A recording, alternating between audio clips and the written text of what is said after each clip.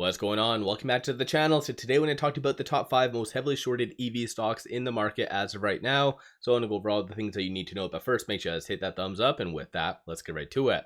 Starting off with this week, expectations are just on Monday, plain as day, is going to be a Black Monday, like a 20+% pullback in the broader market.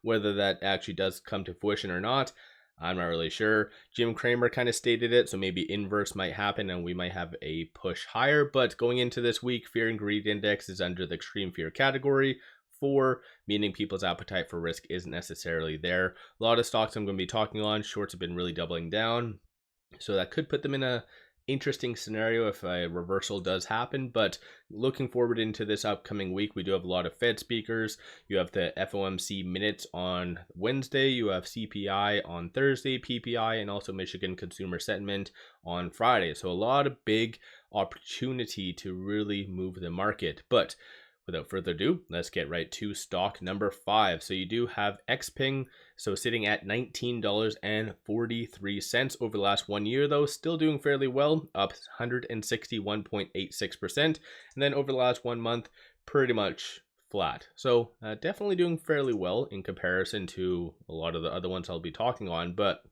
5.19% of the free float is being shorted, works out to be 33.11 million shares. On Friday, shorts did return 159,000 shares. So pay attention to what shorts did in a lot of these cases. And that number is right here. So that 159.68 thousand. So of course, the broader market, there was a lot of blood on Friday as well as Thursday. So kind of analyzing what shorts did on Friday is rather telling to see if they feel that it was justified or not. But as far as just generally looking at the chart, you can kind of see shorts have been really not doing all that much. If anything, they've been returning quite a lot leading into today. So, or I guess going into this week. So 5.94, and then now it is at 5.19. So pretty good stuff. A couple of other points to bring up. I'm not going to go over this in every case, but DTC 2.7 days ultimately. Short score, so the higher the number, the higher the likelihood of a squeeze happening, is 55.89, and that is kind of on the low end only because cost to borrow is fairly low, so 0.55%. Through IBKR does indicate roughly around 3.1 million shares is available to be shorted. Reason why I bring that up is in some cases, if shorts are like there's limited supply of available shares, you could see some institutions buy the stock just for the purposes of lending out kind of it to whatever shorters and stuff or any willing participants. But aside from that, won't really be happening in this case. So this is stock number 5. Moving on to stock number 4, Polestar, sitting at 92 cents over the last 1 year, down 40.18%, and then over the last 1 month, down 12%. So not doing all that great. 11.1% of the free float is being shorted, works out to be 42.46 million shares. Shorts increased on Friday, 672,000 shares. Cost to borrow average is 15.6.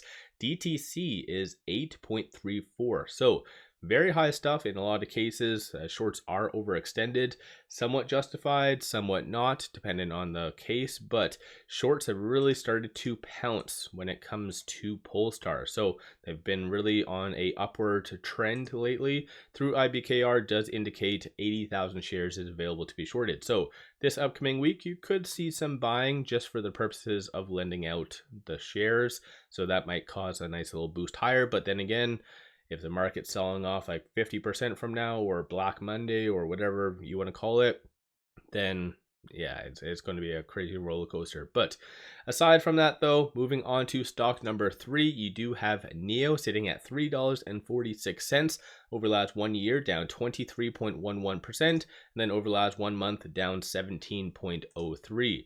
On Friday, shorts did return 1.1 million shares. 14.98% of the free float is being shorted. Works out to be 217.08 million shares. Cost to borrow average 15.1.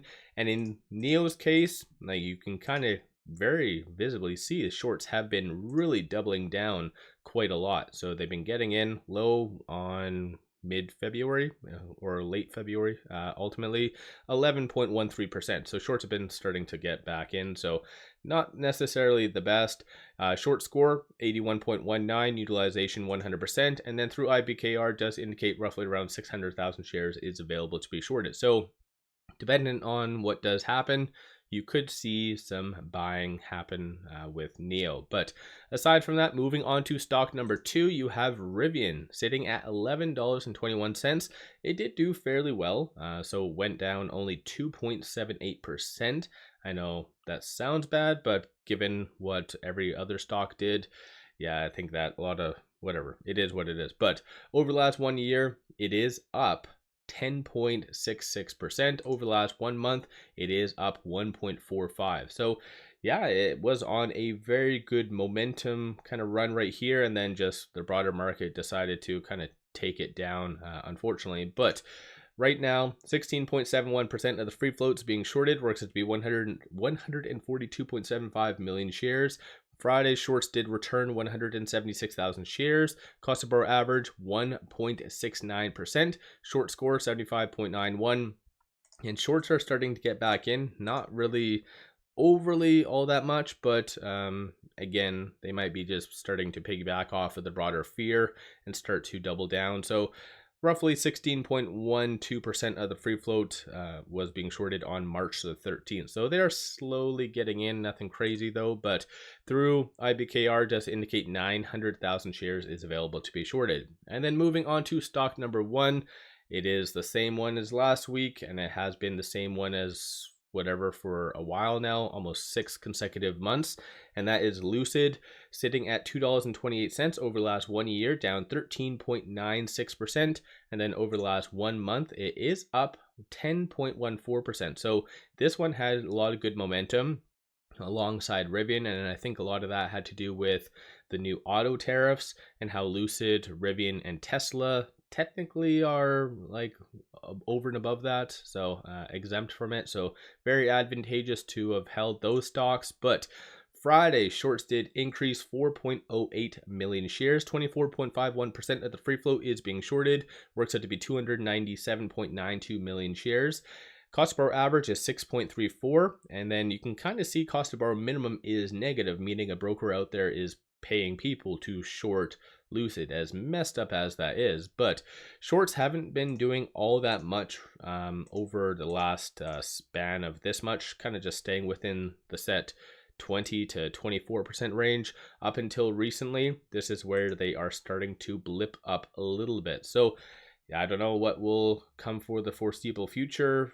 It's just anyone's guess, but whatever shorts are trying to really bring Lucid down. So I think on a technical standpoint as well, Lucid was on the verge of breaking above the 50-day moving average. So I think shorts really did double down to try to prevent that. But yeah, anything is possible. Based on through IBKR does indicate 1.2 million shares is available to be shorted. So all in all, given the circumstances in the broader market, if there is a nice rebound, you could see EVs really move higher. A lot of shorts are overextended and kind of betting on just the broader market crumbling.